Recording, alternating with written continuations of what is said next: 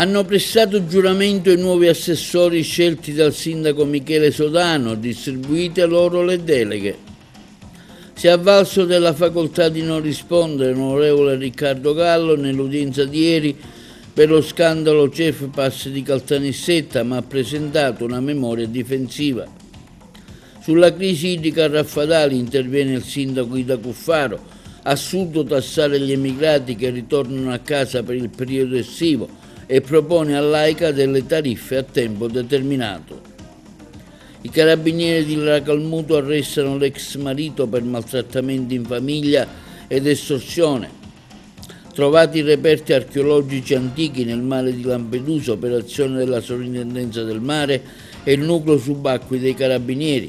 Chiesta la condanna dei 3 imputati coinvolti nella tragica morte di un bimbo di 4 anni durante il Carnevale di Sciacca del 2020. Si aprirà ufficialmente lunedì 22 giugno la stagione estiva del Teatro dell'Efebo con le Petite Messe Solennelle di Gioacchino Rossini.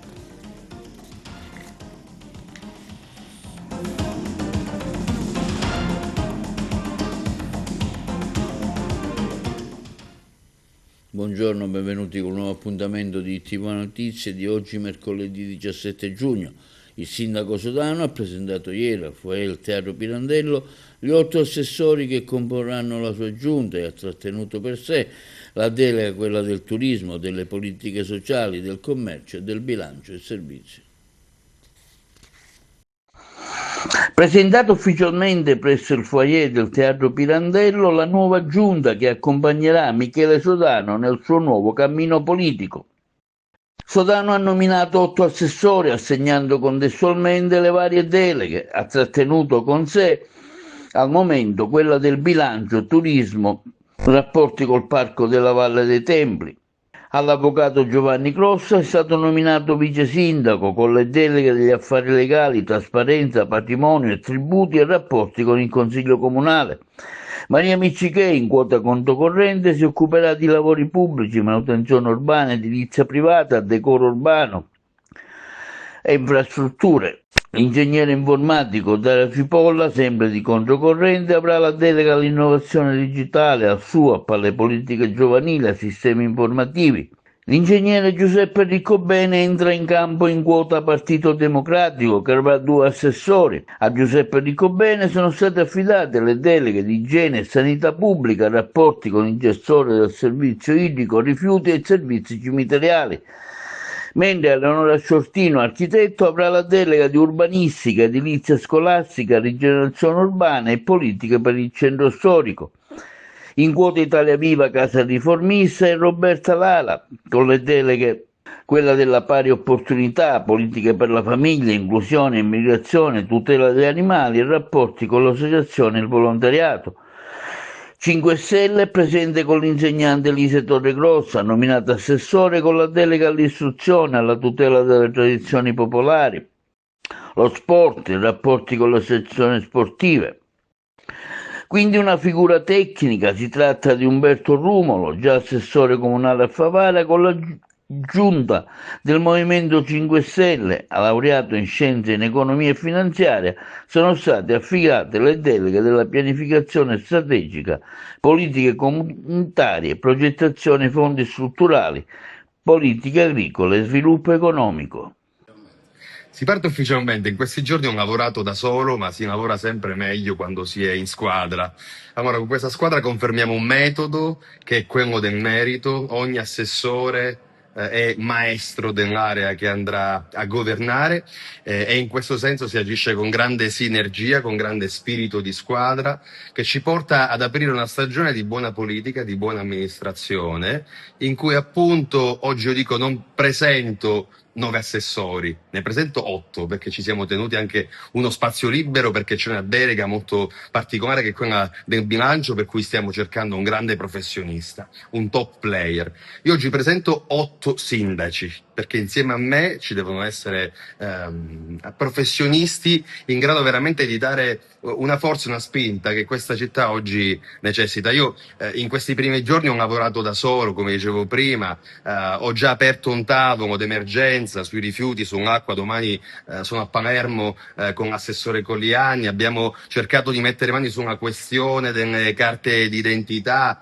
abbiamo fatto le prime ordinanze, la sicurezza per quanto riguarda la festività di San Calogero. Insomma, mi sono reso conto di quello che è il volume del lavoro, ma non vedo l'ora, insomma, di avere con me appunto questa squadra che possa guidare Agrigento, ripeto, città che ha bisogno probabilmente di una spinta maggiore rispetto a tanti altri comuni.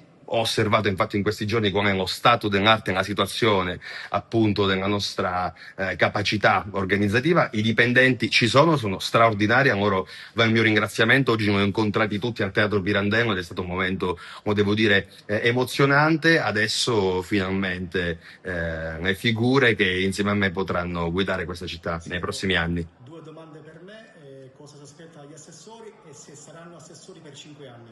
Dagli assessori mi aspetto innanzitutto un grande spirito di squadra, ma questo già è previsto perché è un percorso con cui noi arriviamo, che ha visto anche una campagna elettorale in cui per la prima volta forze politiche, schieramenti diversi, ma all'interno della stessa area progressista, hanno voluto lavorare per un metodo, che è un metodo di governo alternativo a quello delle destre. E in questo senso mi aspetto grande professionalità, mi aspetto rispetto, mi aspetto una gestione da buon padre di famiglia del comune, ecco, con grande lungimiranza e capacità di amministrare il futuro, perché qua chiaramente adesso, e lo dico a tutti gli agrigentini che in questi giorni fra l'altro mi sono stati molto vicini, abbiamo due questioni.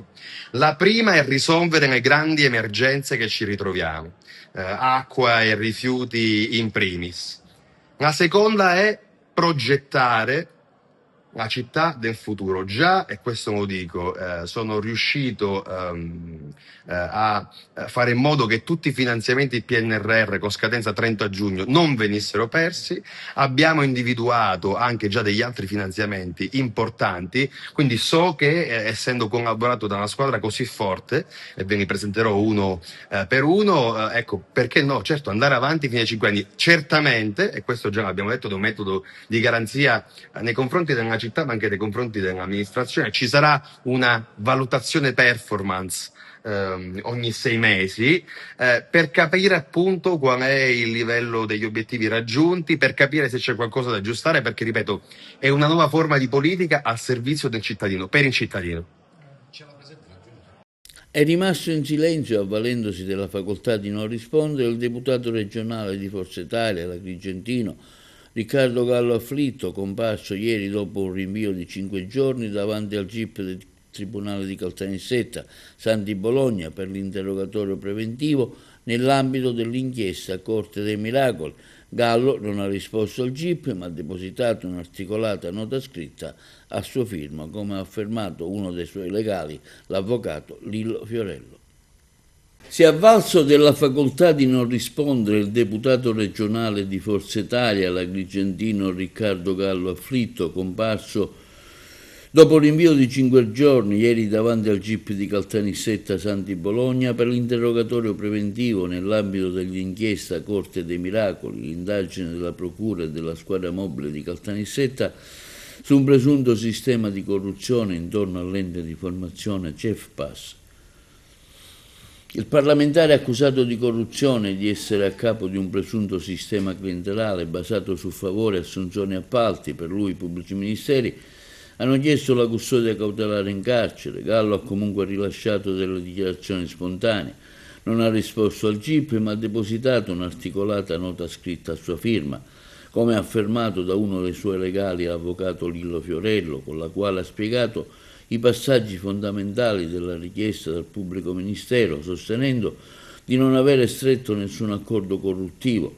Confidiamo nel fatto che non venga applicata nessuna misura cautelare, anche perché riteniamo che questi accordi corruttivi non siano sussistenti. Con le giovani ragazze, ha precisato il penalista, non c'era nessun do ut des, si tratta di segnalazioni per dei contratti che erano assolutamente legittimi, che il CEFPAS poteva fare e che rientravano nella discrezionalità del direttore del centro.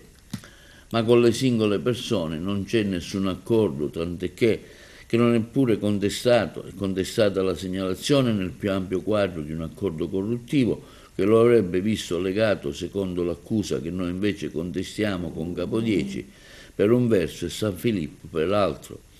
Non ravvisiamo nessuna serietà nelle richieste dell'onorevole Gallo Afflitto, ha concluso l'avvocato Fiorello. Le richieste sono limitate, sono 7 rispetto a centinaia di migliaia di contratti Cococò che faceva il CEFPAS e sono tutte richieste legittime con contratti che nessuno ha mai detto che siano illeciti o illegittimi. Siamo pertanto fiduciosi. Oltre al deputato Agrigentino si sono tenuti anche gli interrogatori di altri 4 indagati dell'inchiesta, Roberto Sanfilippo, direttore pro tempore del centro di formazione, che si è avvalso della facoltà di non rispondere e depositato una memoria difensiva. Pietro Tirone di Aragona, titolare della SICE, il medico in pensione Salvatore Enrico Gianbellucca e il funzionario del CEFPAS Gioacchino Pontillo. Gli altri 3 indagati sono stati interrogati la settimana scorsa con le accuse di corruzione e falso ideologico. Sulla crisi idrica a Raffadali, il sindaco Ida Cuffaro attacca l'AICA, assurdo tassare gli emigrati che rientrano a casa e lancia una proposta di fare contratti a termine per coloro che risiedono temporaneamente nelle loro abitazioni nel periodo estivo di servizio. Il sindaco di Raffadali Ida Cuffaro interviene oggi con fermezza nella gestione quotidiana dell'emergenza idrica in costante ascolto dei bisogni della cittadinanza che rischia di acuirsi con l'inizio della stagione estiva, la tutela dei non residenti e in particolare dei tantissimi emigrati che tornano in paese per le vacanze. Nelle prossime settimane infatti si prevede il consueto afflusso di cittadini che pur vivendo e lavorando altrove mantengono un legame con Raffadali dove possiedono anche una casa di proprietà. Cittadini, afferma Ida Cuffaro, anziché trovare la meritata accoglienza nella propria terra d'origine, rischiano oggi di essere respinti da servizi burocratici e costi sproporzionati. È un dovere morale, continua Cuffaro, è civile accogliere a braccia aperte i nostri emigrati che tornano per riabbracciare le proprie radici e le proprie famiglie. Trovo inaccettabile che per l'utilizzo dell'abitazione solo per pochi giorni all'anno si pretenda la sottoscrizione di un contratto standard che impone il pagamento di spese mensili e annuali. Questa non è accoglienza, è un respingimento economico. La proposta ad ATI e AICA, contratti flessibili a chiamata, per risolvere il problema alla radice e superare questo paradosso. Il sindaco Ida Cuffaro ha annunciato che chiederà ufficialmente la convocazione dell'ATI dell'Assemblea Territoriale Idrica per modificare l'attuale regolamento sul tema. La richiesta formale coinvolgerà direttamente anche l'azienda speciale AICA, puntando all'introduzione di 2 strumenti specifici di flessibilità: contratto stagionale temporaneo, formule contrattuali leggeri dedicate esclusivamente a chi abita l'immobile per brevi periodi in zone servite dalla rete idrica, pagamento a chiamata a un costo già stabilito, la possibilità di pagare solo l'effettivo servizio richiesto o usufruito sulla base di una tariffa fissa e trasparente concordata preventivamente per coloro i quali vivono nelle zone non servite. L'amministrazione comunale di Raffadali, ribadisce il primo cittadino, così il proprio ruolo di front office e di scudo per i diritti dei residenti e dei figli di questa terra che tornano a casa affinché l'emergenza idrica non diventi un pretesto per penalizzare chi ama e sostiene il nostro territorio. I carabinieri della stazione di Racalmuto hanno tratto in arresto un uomo per maltrattamenti in famiglia ed estorsione su denuncia della ex moglie. I carabinieri della stazione di Racalmuto hanno dato esecuzione a un'ordinanza di aggravamento di misura cautelare emessa dall'autorità giudiziaria nell'ambito di un procedimento penale per maltrattamenti in famiglia ed estorsione. Il provvedimento ha riguardato un cittadino straniero già noto alle forze dell'ordine, nei cui confronti, nell'ambito delle procedure previste dal cosiddetto Codice Rosso, era stata precedentemente applicata la misura dell'allontanamento dalla casa familiare e del divieto di avvicinamento alla persona offesa con imposizione del braccialetto elettronico. L'attività trae origine dalla denuncia presentata dall'ex coniuge dell'uomo che aveva riferito presunti maltrattamenti e richieste estorsive di denaro.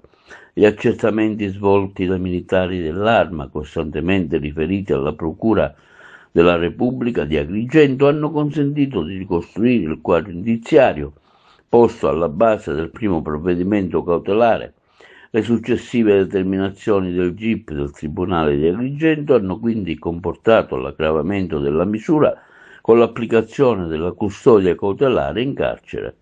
L'uomo, rintracciato dai carabinieri, al termine delle formalità di rito, è stato tradotto presso la casa circondariale di Agrigento. A largo di Lampedusa, numerosi reperti archeologici sommersi recuperati dai carabinieri con l'ausilio del nucleo subacquei della motovedetta nel corso di un'attività congiunta con la Sovrintendenza del Mare e Servizi. Nell'ambito dell'attività della tutela del patrimonio culturale sommerso, i carabinieri del nucleo tutela patrimonio culturale di Palermo e il nucleo subacquei di Messina, la Tomodetta dei Carabinieri di Lampedusa, la Sovrintendenza del Mare della Regione Siciliana hanno svolto un'attività finalizzata alla ricognizione e al recupero di vari reperti archeologici presenti nei fondali dell'isola. Le operazioni si sono svolte in due distinte aree, consentendo il recupero del materiale archeologico collocabile in un ampio arco cronologico compreso tra la tarda età repubblicana romana, l'epoca tardo-antica, che dissabbiati a una profondità ridotta avrebbero potuto essere oggetto di facili depredazioni. Nel tratto di mare antistante Calaguiccia, a una distanza compresa tra i 100 e i 200 metri dalla costa, a una profondità tra i 3 e i 6 metri, sono stati recuperati 44 reperti, tra cui 2 anfore da trasporto parzialmente conservate, frammenti di colli, anse e puntali di anfore, un manufatto in piombo verosimilmente utilizzato come peso per le reti, come elemento connesso alle operazioni di recupero delle ancore. Ulteriori rinvenimenti sono stati effettuati nei pressi della banchina del Molo della Madonnina, a una distanza tra i 10 e i 15 metri dalla struttura portuale, a profondità comprese tra gli 8 e i 10 metri. In quest'area sono stati recuperati 8 reperti archeologici, tra cui anfore frammentarie, una contromarra in piomba, un frammento pertinente alla puntale di un'anfora da trasporto e materiali vari di ceramica. Nel corso dell'attività sono state individuate sotto lo strato sabbioso possibili evidenze riconducibili a strutture di relitti sommersi. Tali elementi saranno oggetti di successivi approfondimenti da parte della Sovrintendenza del Mare al fine di accertare la natura e l'eventuale interesse archeologico. I reperti recuperati sono stati affidati all'autorità di tutela per le attività di studio, catalogazione e conservazione. L'operazione conferma l'importanza tra la collaborazione dei reparti specializzati dell'Arma dei Carabinieri, gli organismi preposti alla tutela del patrimonio culturale, finalizzata alla salvaguardia di testimonianze storiche custoditi nei fondali marini e alla loro restituzione alla collettività. Il pubblico ministero Simone Bellante ha chiesto la condanna dei 3 imputati coinvolti nella tragica morte del piccolo Salvatore Sclafani, il bimbo di 4 anni, deceduto nel febbraio del 2020 dopo essere caduto da un carro allegorico durante la sfilata del Carnevale. Chiesta la condanna a 2 anni e 4 mesi di reclusione per Giuseppe Sclafani, responsabile dell'associazione culturale che ha realizzato il carro allegorico Volere Volare, 2 anni per Giuseppe Corona, responsabile dell'associazione Futura che ha organizzato l'evento. Tra gli imputati c'è anche Francesco Sclafani, padre del bimbo, per il quale la procura ha chiesto la condanna a 6 mesi di reclusione. Tutti sono accusati di omicidio colposo, in particolare il pubblico ministero ha sostenuto il concorso colposo nel tragico evento al responsabile che ha costruito il carro di non aver adottato le precauzioni per evitare l'evento, all'organizzatore la mancata previsione del rischio con soli 2 addetti alla sicurezza per un carro di oltre 10 metri. al pari del piccolo che nel processo è anche parte civile, l'imprudenza di avere portato il figlio sopra il carro tra il 9 luglio e il 21 settembre, la parola passerà alla difesa per le arringhe, poi il giudice Dario Amel emetterà la sentenza. È successo tutto quanto durante le ore notturne, mentre l'attività lavorativa era chiusa. I noti ladri si sono introdotti all'interno di un bar di Corso Serrovira a Licata.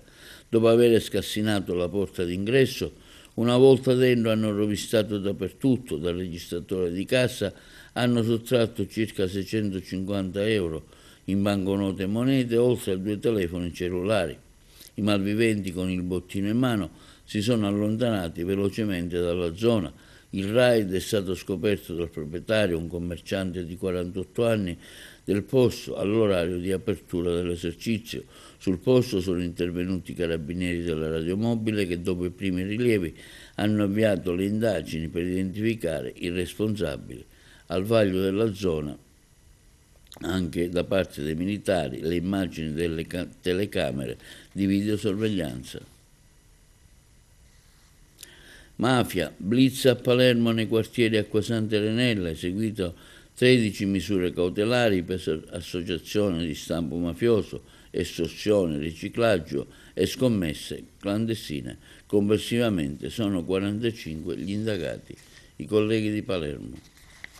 Il nucleo speciale polizia valutaria della Guardia di Finanza ha eseguito un'ordinanza di custodia cautelare emessa dal GIP del Tribunale di Palermo su richiesta della Direzione Distrettuale Antimafia, disposti 13 provvedimenti cautelari, di cui 8 in carcere, 5 ai domiciliari. Le misure eseguite con l'ausilio di militari del Comando Provinciale di Palermo e Napoli costituiscono l'esito di complesse indagini sulle famiglie mafiose dell'Acquasanta e della Renella, facenti parte del mandamento di Resuttana, condotte dal Nucleo Speciale Polizia Valutaria mediante accertamenti finanziari e patrimoniali, intercettazioni telefoniche ambientali, dichiarazioni di plurimi collaboratori di giustizia. Gli indagati sono in totale 45 per le ipotesi di reato di associazione mafiosa, favoreggiamento personale, bancarotta fraudolenta, riciclaggio, autoriciclaggio, trasferimento fraudolento di valori, esercizio abusivo di attività di scommesse.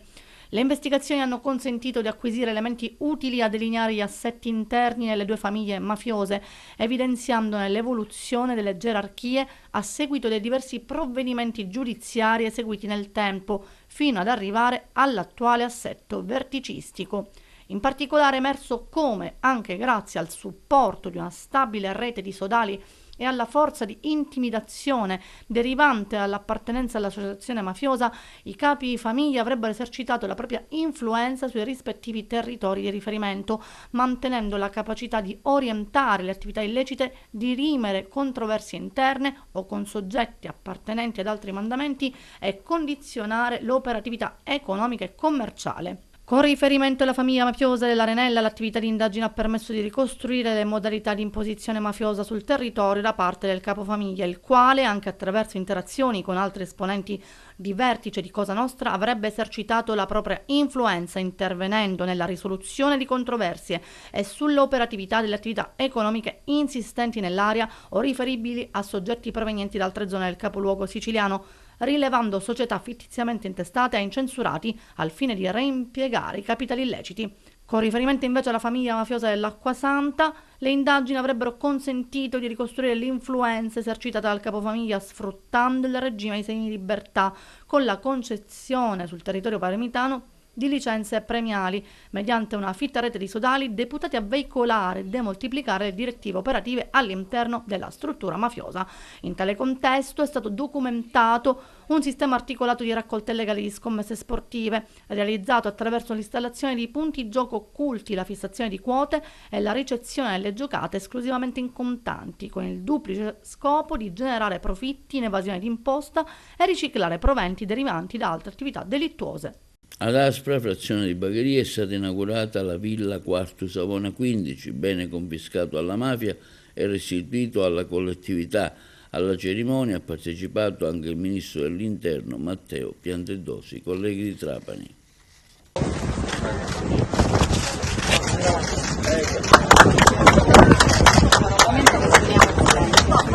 Credo che sicuramente ci sono dei fenomeni preoccupanti che meritano attenzione, ma come abbiamo detto a margine anche di questa cerimonia, la cosa che conforta è che c'è una reazione dello Stato, insomma, attraverso tutte le sue articolazioni, che è sempre all'altezza della situazione. E questo bene confiscato, dove comunque accoglieremo tutti questi bambini, è una vittoria anche perché in questo modo i bambini possono capire che comunque lo Stato presente oggi sta a loro disposizione e anche per il loro futuro, quindi io sono veramente contenta. Poi insomma questo fatto che questa villa si chiama Quarto Savona 15 è una cosa meravigliosa, è meravigliosa perché io ho sempre pensato che loro insomma erano dei ragazzi, no?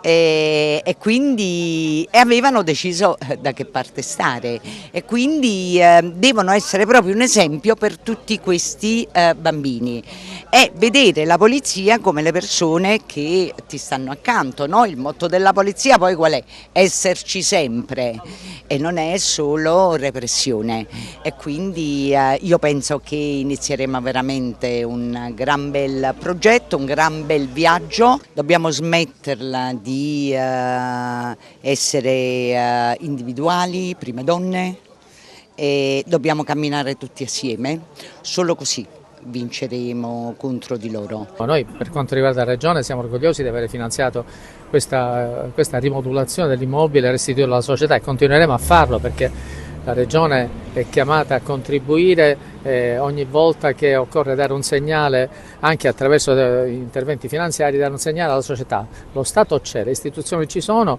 e la società viene rimborsata e risarcita a volte con l'utilizzo di beni sottratti alla mafia.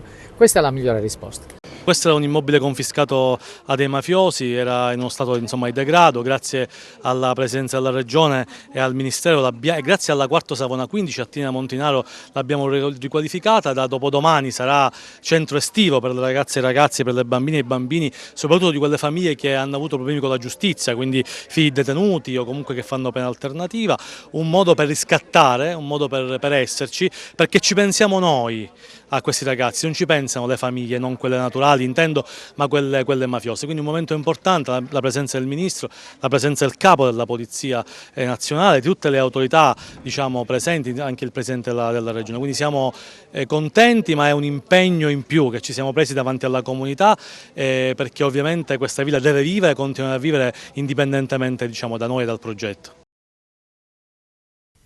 Al Duomo di Messina l'ultimo commosso addio al quindicenne Riccardo. I colleghi di Messina.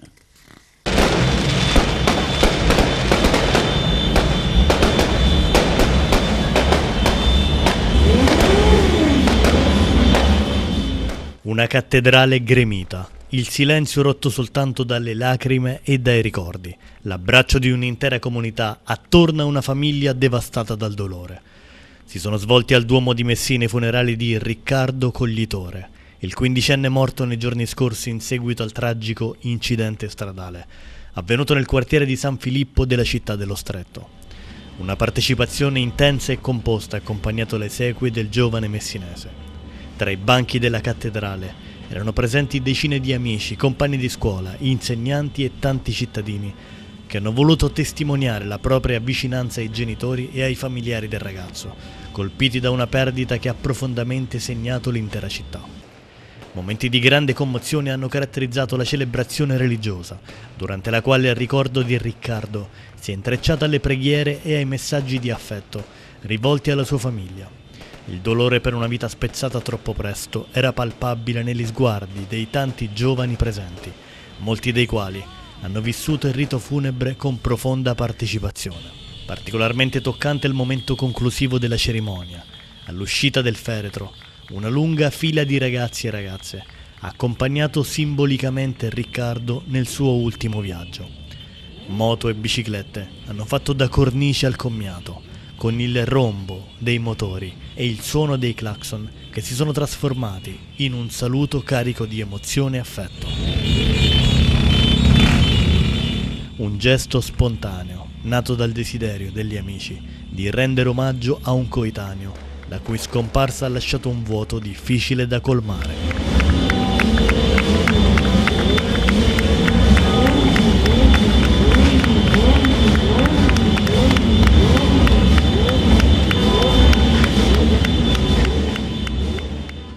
Linea alla regia per la pubblicità. Il generale di divisione Ubaldo Del Monaco, comandante della regione Carabinieri Sicilia, si è recato presso le stazioni dei Carabinieri di Realmonte e Villaseta, presidi territoriali dell'Arma dipendenti dalla compagnia Carabinieri di Agrigento. Nel corso degli incontri l'alto ufficiale è stato accolto dai rispettivi comandanti di stazione, ha incontrato i militari in servizio presso i due reparti, intrattenendosi con il personale sulle principali attività istituzionali svolte quotidianamente sul territorio. La presenza del comandante della regione ha rappresentato un momento di vicinanza e confronto con i militari delle due stazioni, che costituiscono il primo e più diretto punto di riferimento dell'Arma per le comunità locali, assicurando prossimità, ascolto, prevenzione e controllo del territorio. Il comandante della regione, in chiusura, ha incoraggiato i militari a proseguire con la consueta dedizione nell'assolvimento dei compiti istituzionali, confermando l'attenzione della Regione Carabinieri Sicilia verso le realtà territoriali della provincia di Agrigento. Tutto pronto per l'edizione 2026 del Pride a Palermo. Sabato 20 giugno ci sarà il corteo, una manifestazione che si annuncia in contrapposizione con le politiche del governo Meloni. I colleghi di Palermo. Sabato prossimo a Palermo il Pride 2026, una manifestazione che si annuncia in netta contrapposizione con le politiche del governo Meloni, come è stato sottolineato durante la conferenza stampa dagli organizzatori dell'evento. Stiamo vivendo un momento storico-politico opprimente per la comunità LGBTQIA+. Noi abbiamo tante richieste, ma sappiamo che l'attuale Parlamento e l'attuale governo non possono soddisfarle. Parliamo di desideri, di bisogni, di cosa vorreste chiedere a questo governo eventualmente? Noi più che altro cerchiamo di ragionare in vista dell'anno prossimo. L'anno prossimo sarà un anno decisivo perché votiamo tutto, soprattutto qua a Palermo, perché ci saranno le elezioni politiche ma anche le amministrative sia a livello comunale che a livello regionale. Quindi quando parliamo di richieste noi ci stiamo rivolgendo verso un futuro. Noi vediamo che attualmente l'attuale Parlamento ha approvato dei decreti, delle leggi che sono nettamente contrarie alle persone della nostra comunità. Mi viene da pensare alla legge Varchi che ha creato il crimine universale per la gestazione per altri, mi viene da pensare all'ultima legge Valditara che vieta l'educazione sessuaffettiva nelle scuole o comunque la lega un processo di consenso informato delle famiglie molto complesso che ha come obiettivo quello di scoraggiare i dirigenti scolastici e le istituzioni nel lavorare sull'educazione delle differenze. Come ogni anno il Comune di Palermo è presente, riconfermiamo anche quest'anno non soltanto la volontà di esserci, ma rivendichiamo Palermo città dei diritti e quindi diventa un'occasione per confermare che l'amministrazione comunale sarà sempre in piazza e a fianco di chi reclama più diritti e più libertà. Pride è proprio la festa della libertà e delle diversità e quindi guai a pensare che all'interno di un'iniziativa si possa mettere un cappello politico o mettere il bavaglio rispetto al pensiero. È corretto che tutte le differenze, anche i punti di vista, vengano fuori perché contribuiscono ad arricchire non soltanto il nostro senso civico ma anche il dibattito politico. Sicilia, illuminazione pubblica, oltre 28 milioni messi a disposizione dalla Regione. Ce ne parlano i colleghi di Trapani. Più luce, meno consumi e bollette più leggere per le amministrazioni comunali siciliane. La Regione mette sul tavolo oltre 28 milioni di euro destinati ai comuni dell'isola. Un investimento che guarda alla sostenibilità ambientale ma anche alla riduzione dei costi energetici attraverso la modernizzazione degli impianti e l'introduzione di tecnologie più efficienti.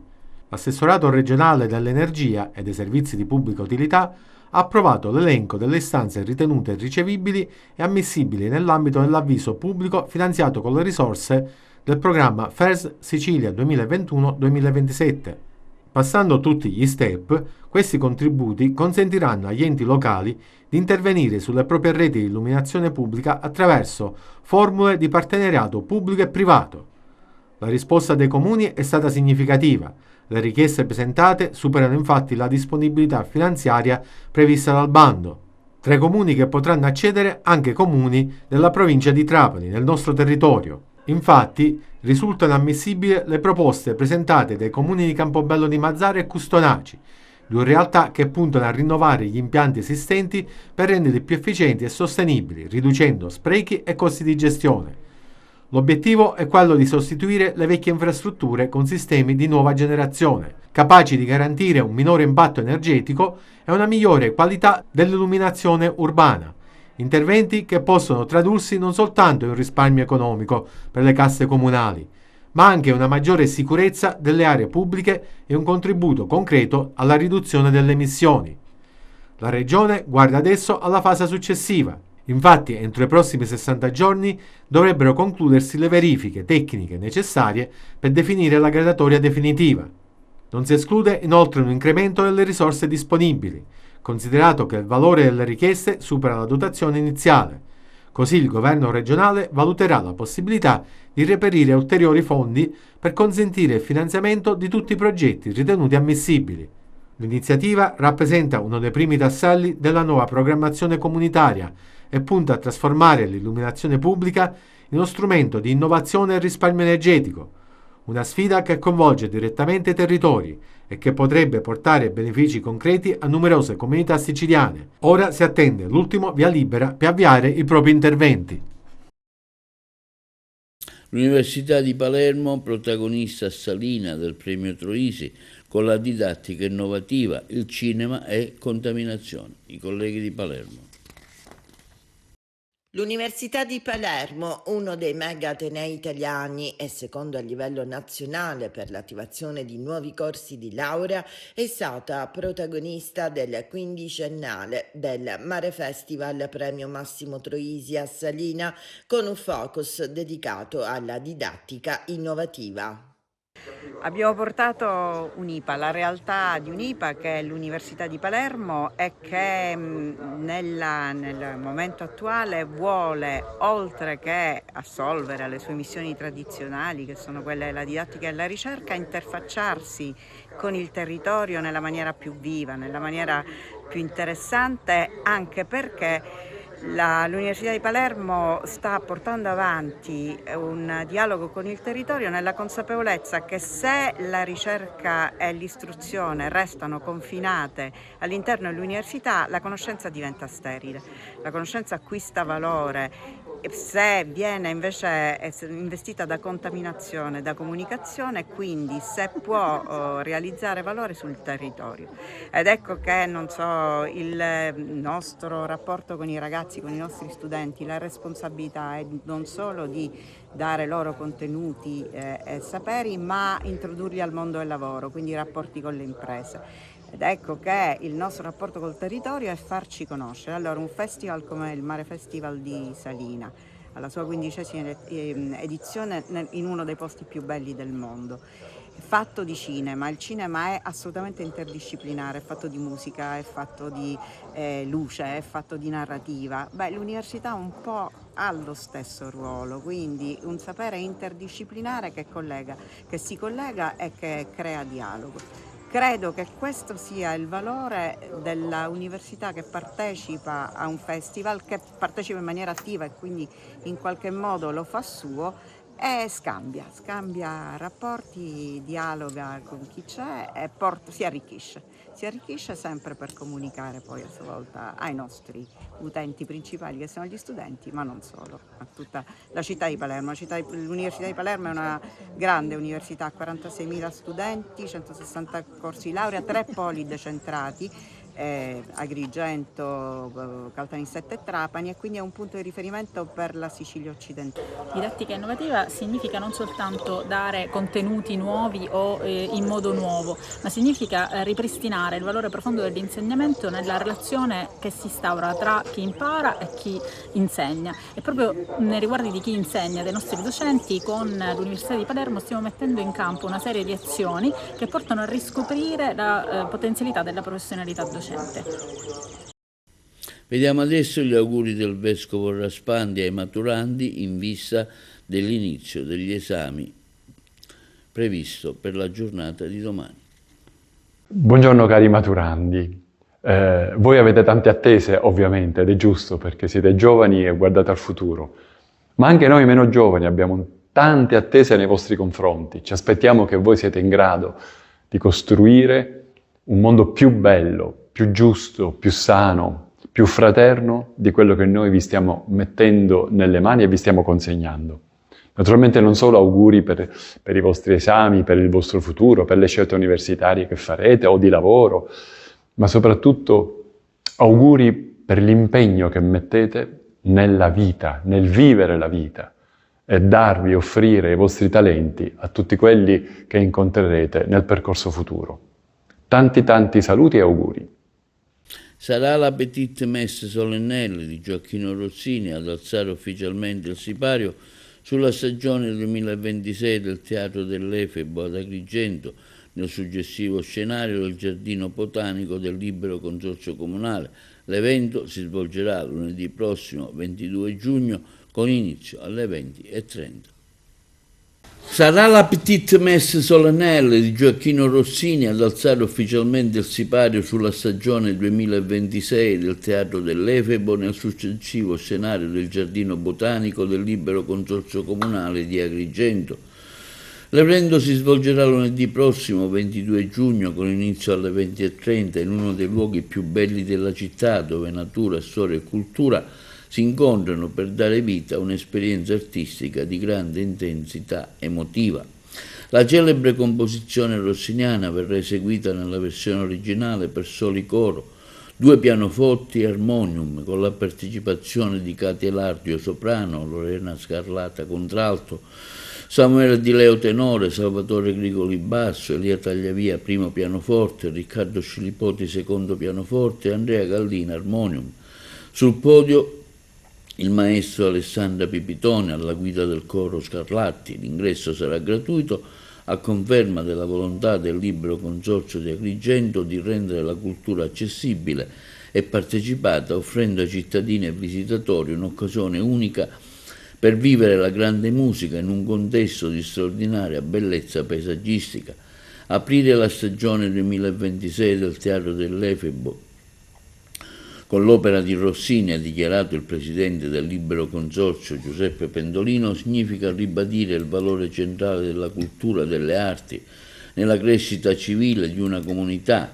La musica, il teatro e tutte le forme di espressione artistica rappresentano strumenti fondamentali di dialogo, conoscenza e coesione sociale, in un tempo che spesso privilegia la velocità e la superficialità. L'arte ci invita alla riflessione dell'ascolto, alla ricerca della bellezza. Il Teatro dell'Efebo e il Giardino Botanico diventano così luoghi simbolici dove la bellezza della natura e quella dell'ingegno umano si incontrano, offrendo alla nostra comunità un patrimonio di emozioni e valori condivisi. Con questo prestigioso concerto inaugurale, conclude Pendolino, il Teatro dell'Efebo si prepara ad accogliere una nuova stagione all'insegna dell'eccellenza artistica. E questo è tutto per l'edizione odierna di TVA Notizie di oggi. Vi ricordiamo che i nostri programmi si possono vedere in tutta Italia sul canale 8 del digitale terrestre, streaming sul sito www.televideagrigento.tv, il telegiornale sul canale 93 di Video Sicilia da 15 alle 20 e replica la mattina alle 9. Inoltre i nostri servizi si possono visionare sul canale YouTube di TVA Televideo Agrigento. E questo è tutto per oggi e vi auguriamo una buona serata.